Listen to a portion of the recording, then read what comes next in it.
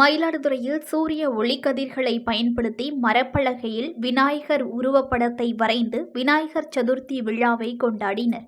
சூரிய ஒளிக்கதிர்களை குவித்து அதிலிருந்து வெளிப்படும் வெப்பத்தின் மூலமாக மரப்பலகை எரித்து உருவாக்கப்படுவது சன்வுட் பர்னிங் ஆர்ட் எனப்படுகிறது. இந்த கலை தற்போது வேகமாக பரவி வரும் நிலையில் ஆசியாவிலேயே இந்த கலையை முதன்முதலாக கற்று திரைத்துறை பிரபலங்கள், அரசியல் பிரபலங்கள், சுவாமி படங்கள் ஆகியவற்றை உருவாக்கியவர் மயிலாடுதுறையைச் சேர்ந்த விக்னேஷ் என்பவர். இந்நிலையில் உலகமெங்கும் இன்று விநாயகர் சதுர்த்தி விழா உற்சாகமாக கொண்டாடப்பட உள்ள நிலையில் இவர் விநாயகர் உருவப்படத்தை சன்வுட் பர்னிங் ஆர்ட் முறையில் வரைந்து கொண்டாடுகிறார். பொதுவாக ஒரு உருவத்தை வரைய 4 நாட்கள் மட்டுமே தேவைப்படும் நிலையில் தற்போது போதிய சூரிய வெளிச்சம் இல்லாததால் 15 நாட்கள் எடுத்துக்கொண்டு இந்த ஓவியத்தை வரைந்துள்ளதாக ஓவியர் விக்னேஷ் தெரிவித்தார்.